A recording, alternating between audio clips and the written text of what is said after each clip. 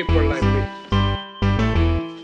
You need people like me so you can point your f***ing fingers and say, that's the bad guy. The undisputed super featherweight champion of the world, Alicia, the Baumgardner. That's the bad guy. That's the bad guy. That's the bad guy. That's the bad guy.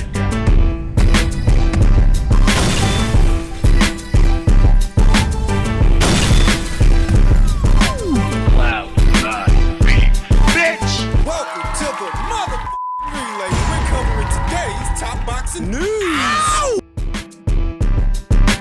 Okay, we'll start with this. You may have heard late yesterday that Alicia Baumgardner, undisputed super featherweight champion, has been officially issued a show-cause notice by the WBO. It's been several weeks since news broke that she tested positive for one or more banned substances. Since then, things just went kind of quiet. One sanctioning body has called for additional action regarding Alicia Baumgardner's months-long drug testing investigation. BoxingScene.com has confirmed that the WBO has issued a show-cause letter to the undisputed super featherweight queen regarding the events surrounding her July 15th win over Christina Linardatu in her adopted hometown of Detroit, Michigan. Baumgardner outpointed the former two-time WBO junior welterweight titleist, but produced a positive drug test from a sample collected on July 12th as contracted through drug-free sport. More than 3 months have passed by without any action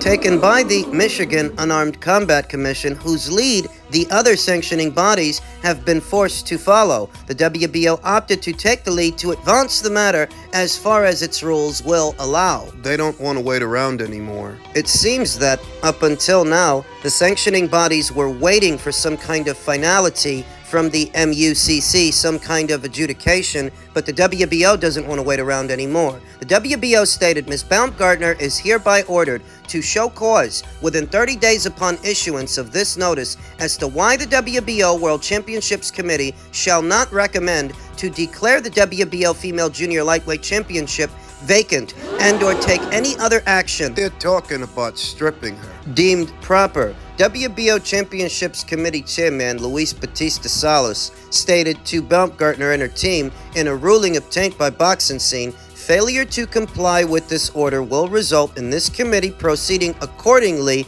and having Ms. Baumgardner waive all rights hereunder without any further hearing and or citation. In layman's terms, if she can't give them a good reason why she should keep the belt, she won't.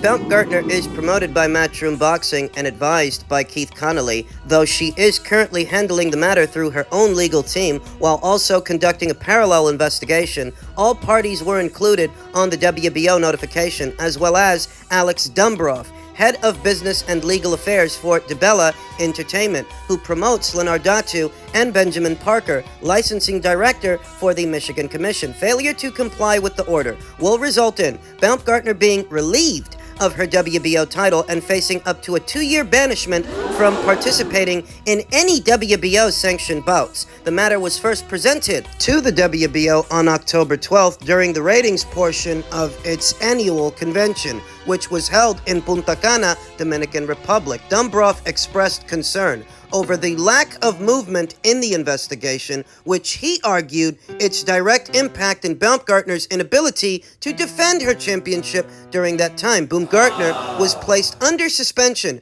by the Association of Boxing Commissions, the ABC, while the MUCC allegedly conducted its investigation. However, no communication has been made by anyone among Michigan's commission since September 1st, the point when Linda Douglas resigned from her position as the commission's athletic coordinator and longtime point of contact for promoters. DeBella Entertainment literally has no contact within the MUCC with any authority and no resource for information beyond a blind hope that the FOIA request will return eventually relevant information, noted Dumbrov to the ABC in an official appeal obtained by Boxing Scene. This is no way for any commission to operate on any level, but particularly when dealing with an incident with the severity of a positive anti-doping test. DBE is left to only conclude that the MUCC is doing nothing to confront or adjudicate Baumgardner's positive test, considering the time passed since the bout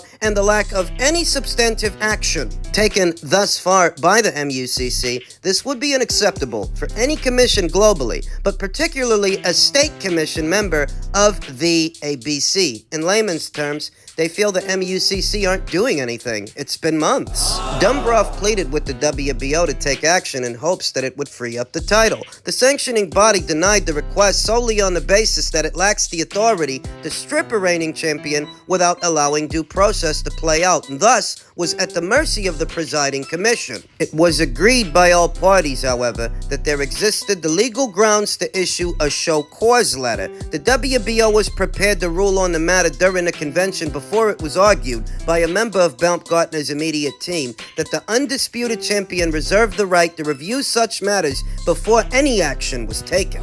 According to the foregoing report, a urine sample collected on July 12th of this year by the reference testing entity showed an adverse analytical finding of banned substances, noted the ruling, citing Section 19, failure to comply as a champion, and 28, drug testing of the WBO's regulations. The substances in question were mesterolone metabolite and hydroxymethylandrostan.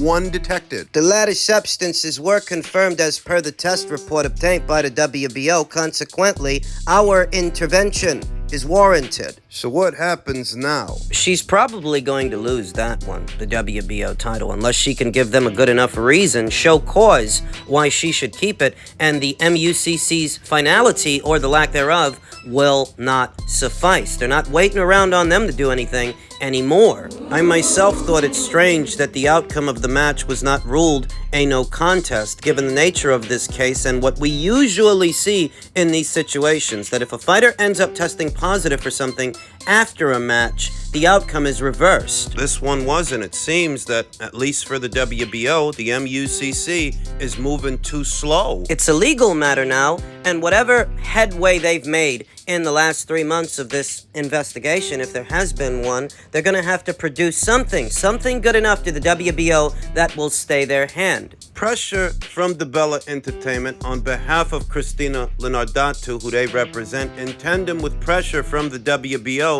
I think what we're about to see is, I think the WBO title's going to go vacant. At which point, the other alphabet organizations, the WBC, the WBA, and the IBF may decide to follow the WBO's lead, that unless she can give those alphabet organizations a good reason why she should hang on to those belts, she might lose those too within the next 12 months. What I've been telling you in my previous videos, those titles might go vacant, and when they do, the landscape at 130 is going to change.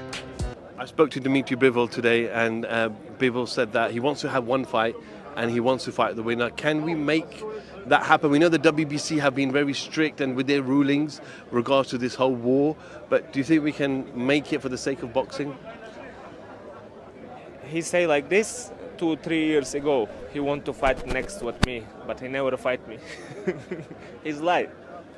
Do you want to fight him? Of course. I don't want to fight him. I mean, I need only one thing from him. Like, well, that's it. What Beterbiev is essentially saying that Dmitry Bivol, he's been talking like this for a while, but he hasn't fought him yet. What he's not saying is that he's been saying the same things for the same amount of time as Dmitry Bivol. He, like Dmitry, has been calling for this fight.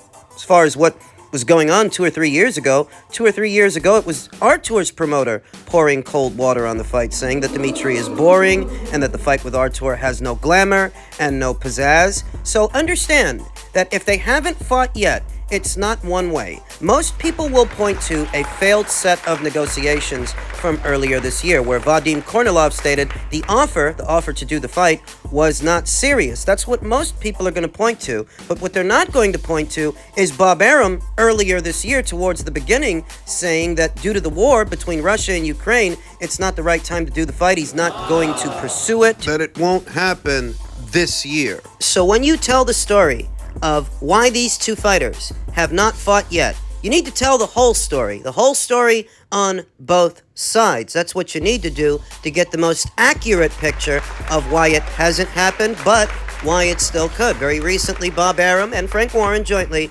jumped into bed with Turki Al-Sheikh and the good people over there in Saudi Arabia. And Dmitry Bivol, like Artur Beterbiev, he was in attendance for this past weekend's fight. I said it in my previous video that I think that both of those boys weren't just there to take in the spectacle, they were there on business. I expect that Dmitry Bivol will have a keep busy fight, a tune-up fight, en route to an Artur Beterbiev fight at some point next year, a fight that perhaps the Saudis can bankroll during Riyadh season, which I'm told ends in March. I believe it does, and that is the window to do this thing, because two Russian nationals fighting on U.S. soil, that's not going to draw that many eyes, that's not going to draw that many asses to that many seats, or in Canada, where Artur is based out of, or in the United Kingdom, a very fertile market in today's boxing landscape, but not one that necessarily caters to two Russian nationals. This really is the very best fight to make at light heavyweight at this time, but it's a fight that mostly hardcores are excited about. It doesn't draw in a casual audience, thus it doesn't draw in those wallets. So the only hope to do it would be someone with enough money to blow, enough money to play. That's the Saudis.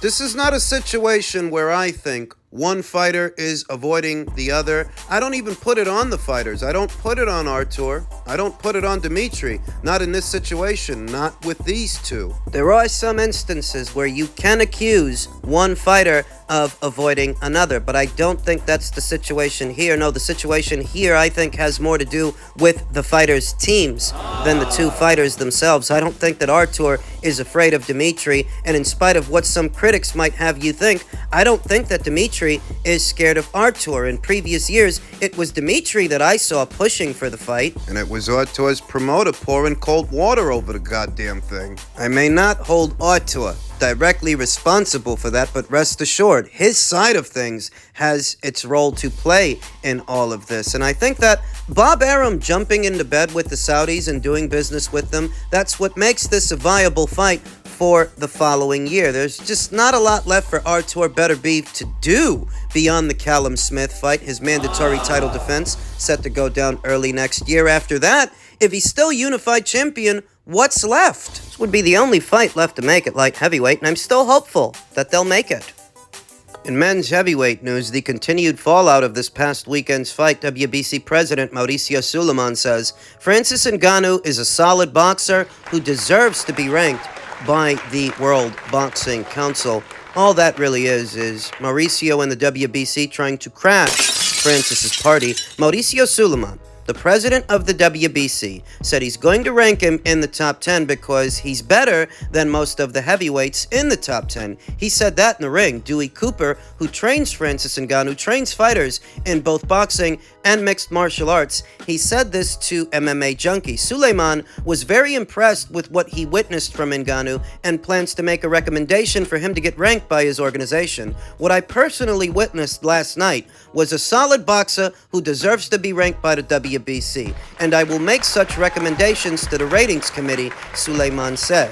What this is, I don't think Fury's WBC title was actually on the line in this past weekend's fight. I don't think it was. Even though the WBC came up with a commemorative title to mark the occasion, mark the event, the actual World Boxing Council heavyweight title, the WBC title, I don't think it was on the line in this past weekend's fight. And what Mauricio aspires to, what he wants, is should there be a rematch between Francis and Tyson Fury, he wants in. He wants in on that action. He wants those sanctioning fees in association with such a match. That if Francis Ngannou aspires to fight Tyson Fury again, and he wants to become a champion in the sport. Mauricio wants to profiteer from it. He sees the money over there in Saudi. He sees the money in association with this past weekend's fight, and he wants in. That's all it is. Francis is planning to continue in boxing, but also intends to return to MMA in 2024. I think it was a few months back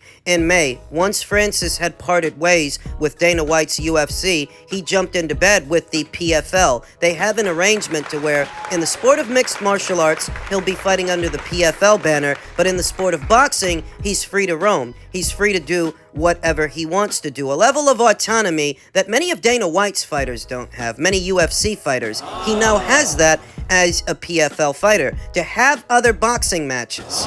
When you see Mauricio Sulaiman saying what he's essentially doing is laying the foundations, laying the groundwork for what could be a Fury versus Ngannou rematch, this time for the WBC title. He wants in on that action. He wants some of that money because many people agree if you did a second fight, a lot of people would be interested. A lot of people would buy it based on what they saw in the first one. This is just Mauricio being greedy. Anywhere. Anytime. Every time there's a boxing match and there's a lot of money involved, Mauricio Sulaiman will try to find a way to get involved, even if he's not needed, even if it's not necessary. Don't you remember that he said if Jake Paul ends up beating Tommy Fury, he was going to give him a rank? And bear in mind that Tommy Fury himself, Tommy who was supposed to be the serious boxer, he wasn't actually on the WBC route. Neither of them were. That was just Mauricio trying to horn in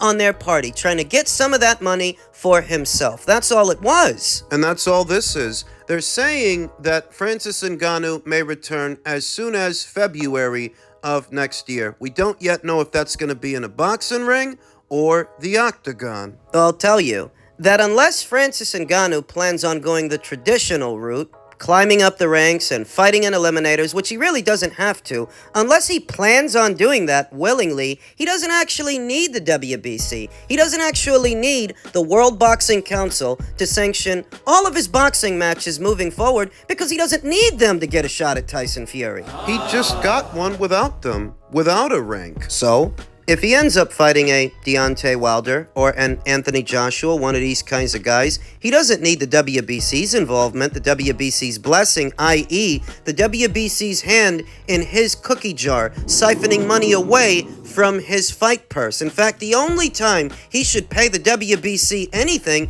is if the actual WBC title is on the line. The rest of the time, they can fuck off. Do you know how big some of these sanctioning fees can be? Upwards of 5 figures. They get a percentage of the fighter's purse, whatever the purse is. So if it's a really big purse, they take a really big fee. I don't think Francis wants that. I don't think he needs it. Why give these people your money to fight for a WBC silver or a WBC interim when you don't need any of that stuff to get Tyson Fury in the ring anyway? When the time comes, if he's still WBC champion and you guys want to do a rematch, you can pay that sanctioning fee, but there's no sense in giving these people your money the rest of the time up until that happens. That rematch. Some are arguing that it's a frivolity to rank Francis Ngannou in the top 10 after just one contest in a fight that he lost, quote-unquote lost, but you've got to read in between the lines. This is just Mauricio trying to siphon money away from that fighter. That's all it is.